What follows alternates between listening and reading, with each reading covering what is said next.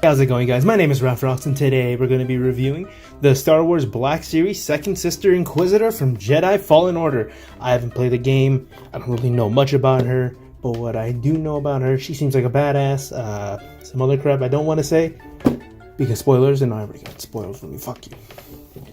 This is number 5 on the side right here. Pretty nice. You get the name right there, so you can Sister Inquisitor. You get it here as well. Second S, for sister. Ooh, who would have thought? Here's the description right there. You get everything else at the back. Nothing much on the bottom. You get the Jedi Order again. Nothing on the top. And absolutely nothing on the bottom. So let's get this figure out of the packaging. And here's the figure out of the packaging. At first glance, this figure is looking amazing at first glance, because if you actually look into it, I have a lot of problems on my figure, but I'll get into that right now. The only things that this figure comes with are, this cape and some other stuff that I'll show off in a bit. This is looking really nice. It looks nice. The lovely texture. And these Empire logos are sculpted on there, which is kind of weird, but I guess it works. You get the little pads over here, little plugs. They plug right into the figure like that.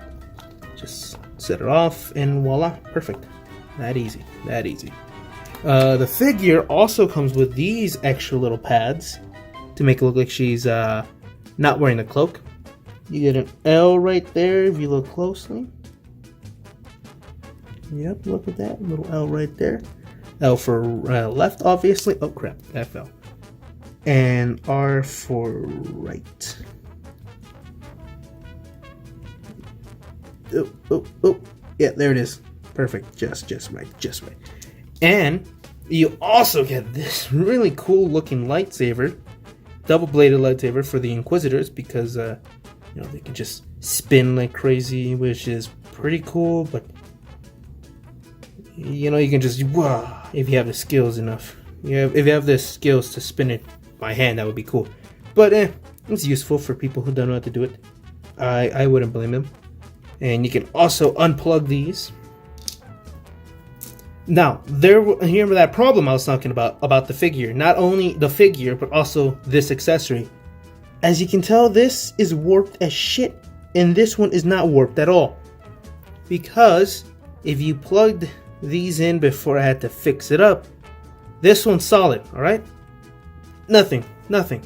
Now this one, if I didn't fix it for the review just yet... Oh, never mind, look, there's a problem. You see it?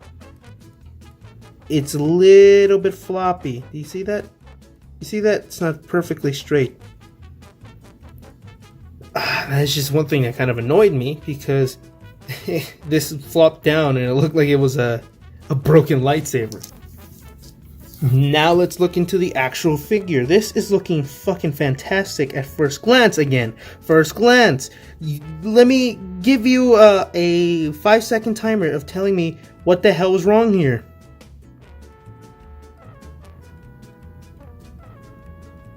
You guessed it. This pitch is not painted. This is not paint. Some might say, oh, you should have painted it before the review. No, I want to record this at its finest, rawest form, alright? Because one, that's not painted, and the leg here is warped. Look how beautiful this one is. And look at it, it's warped. There's some warpage. Look at that. I don't get how that works. But if you just, let's say, ignore those, this figure is fucking fantastic. The helmet has a lot of details, but the camera's not catching it, which is a little annoying. The paint job on this is really well done. The back is looking really nice. Everything's looking nice. This doesn't have the texturing like the cape, so it just kind of feels a little off.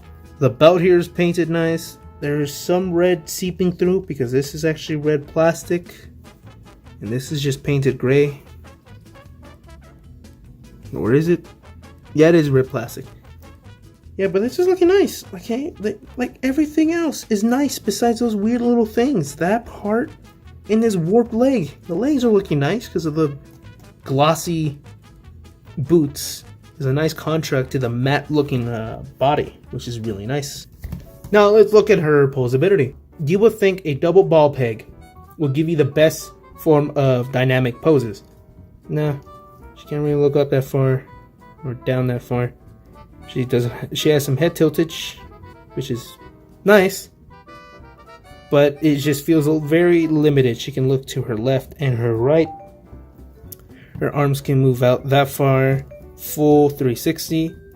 Single jointed elbows that go in a little bit more than 90 degrees. This wrist hinges up and down and it swivels. This wrist hinges side to side and it swivels as well. And there's a elbow cut. The diaphragm joint makes her crunch that far and arc back that much. A swivel and tiltage, very nice.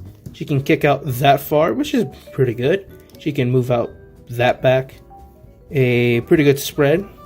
A thigh cut. Double jointed knees that come in that far, really great. No boot cut. That's a little disappointing, but I get why. Her ankles can move up and down, and a nice ankle pivot. This figure is coming around just slightly above, no, just below 6 inches tall. And now time for some size comparisons. Rey from The Rise of Skywalker, Kylo Ren from Rise of Skywalker, Stormtrooper, and Donald Duck. My god, there's my review for the Star Wars Black Series Second Sister Inquisitor from Jedi Fallen Order. This figure is fucking really good, really fucking good.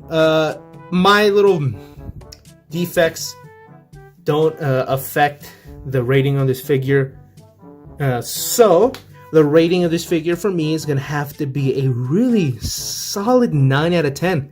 I was gonna give it an 8, but this figure is really nice if you ignore my stupid defects, and without those defects, in play, then yeah, this gets a solid 9 out of 10.